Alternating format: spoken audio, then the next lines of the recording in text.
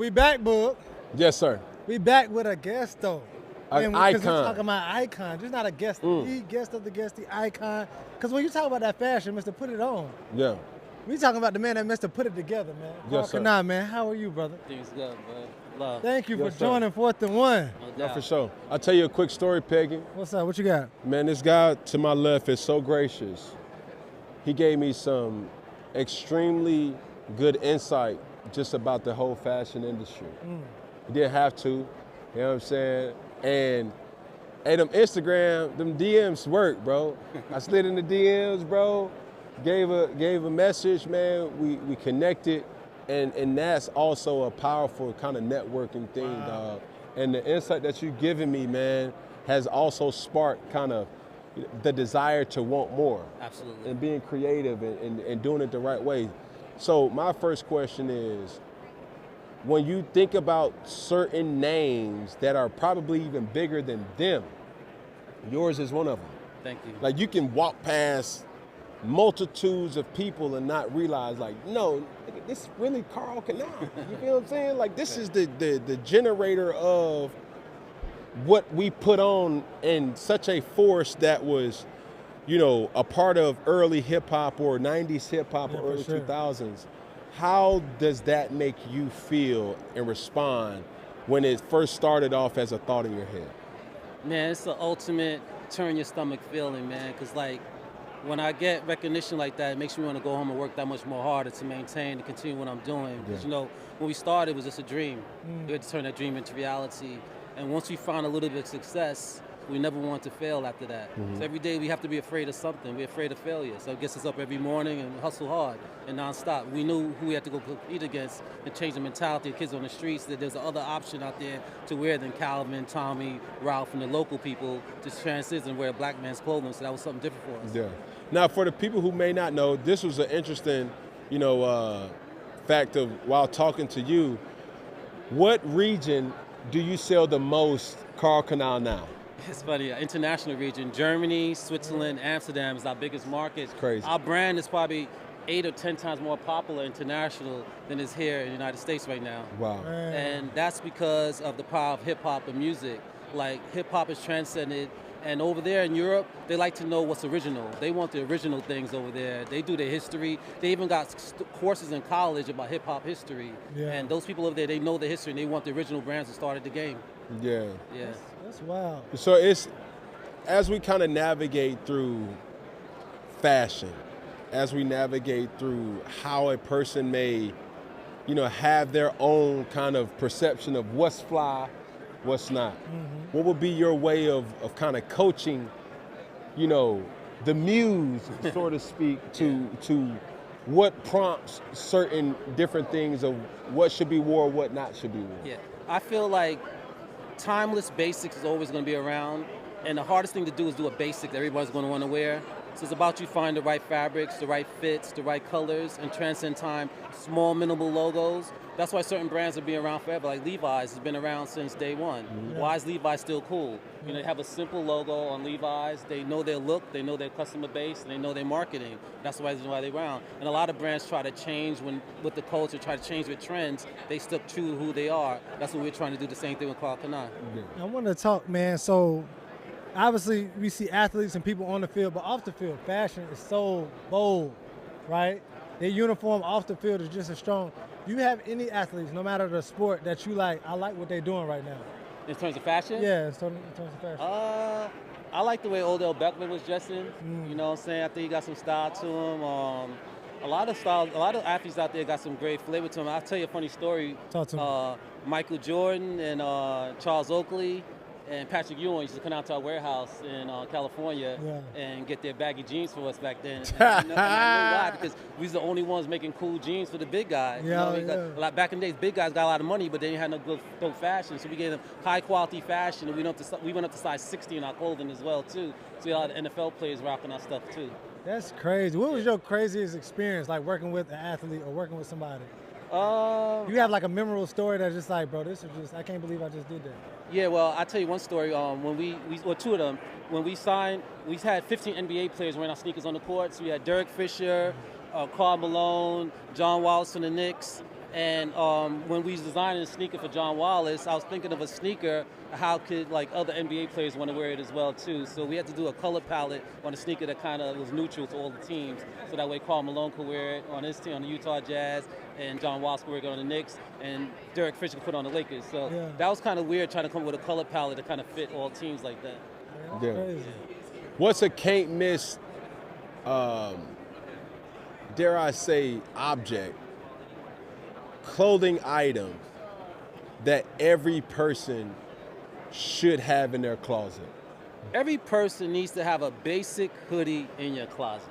If you don't have a basic hoodie, where you going, man? It's like you can wear it all year round, but the key is you got the right quality fabric on it and a nice vintage wash on it. So make it timeless, something that gets aged better with time, like wine. Yeah. Now, last thing for me is, when you talk about a hoodie, from the consumer standpoint, they buy the hoodie for X amount of dollars. How much does a hoodie typically cost? Peel back the curtains and tell us what the actual cost for something and what the manufacturers charge versus what the consumers pay. Okay, cool. All right, so with hoodies, what drives the price up of the hoodies is the fabrication price, the quality of the fabric. Because you could buy a fabric at $2 a yard up to $10 a yard for fabric. So using 2.5 yards in a hoodie, so if you buy $10 fabric, that's $25 in fabric. So just for perspective, let's say the fear of God kind of, what is that in retrospect? All right, cool. A hoodie like that out of Portugal is going to cost you no more than like $30-something. To make and create. To make and create. And land it here in the United States, about $30-something. Good quality, good wash. And those hoodies probably sell for like $200, $250 or more. Yeah. Because think about it, you got to buy it, but then you got to wholesale it to the store. Yeah. So if you say you land at 30, you got to put your profit on it, right? So you're going to wholesale it for like 60. Now the store is now going to sell, they take that 60 and turn that to 120. You know what I mean? Plus some little markups on it as well. Yeah. So everybody's doubling it up. All right. Now I've been known to buy a lot of stupid stuff. Okay. What have you charged the most of, knowing that, like, okay, this is ridiculous, but somebody bought it? Okay, so we reintroduced some pieces that Tupac wore. Okay, Tupac went to Poetic Justice. He had one of my outfits on, a tan outfit. He took pictures with Jada Pinkett at the outfit. We recreated that piece. We had so many people wanting this particular outfit. I ain't gonna lie. We charge a little bit extra for it. So what's extra? We need to know. Okay. So back, I gotta tell you, the price back in the days is $180. The price today is $650. For one piece? One piece. Because it was custom. It was recreate custom one-on-one of what Tupac wore. So you had to have it. Do you get hands-on still at this day and age? You still?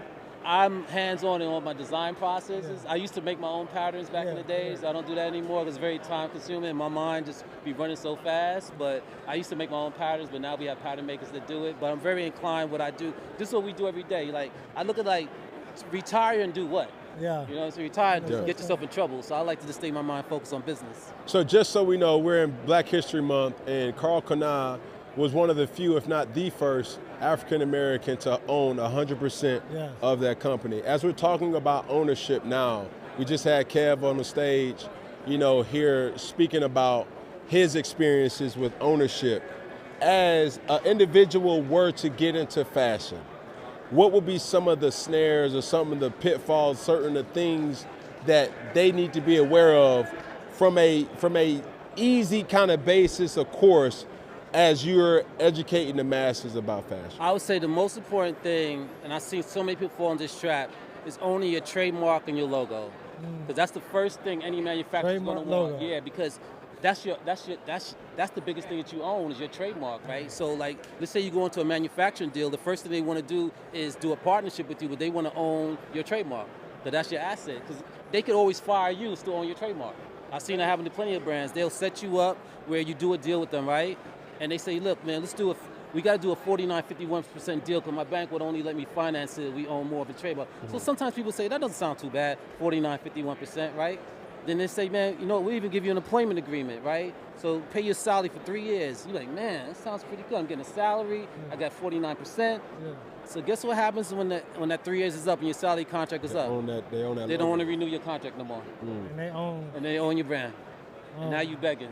You know what I'm saying? I've seen it happen to plenty of people before. That's nuts. It's a setup. You know what I'm saying? Without a weapon and a ski mask. Golly, came at that Don't pocket. give up ownership of your trademark and your logo, man. That's everything you got, right? Without that, you ain't got nothing. Bro, you still impacting the game now. You know, even up until this Super Bowl. Talk about, you know, what you're doing in regards to the Super Bowl and how we'll see your brand.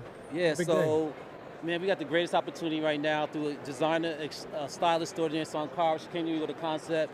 She said, Carl, Coco Jones wants to wear Karl Kani for Super Bowl. I have this concept where we want to redo Whitney Houston's performance for Super Bowl, redoing her outfit with some vintage Karl Kani pieces. So we took what Whitney Houston was doing, we went on nylon sweatsuits, and did a corset style. It's going to be amazing. Her and the whole orchestra is rocking Karl Kani. So we look very forward and very blessed to have this opportunity to put our stuff out there. Now, how long does that process take? Because it's not any just day, right? Yeah. It's one of the biggest.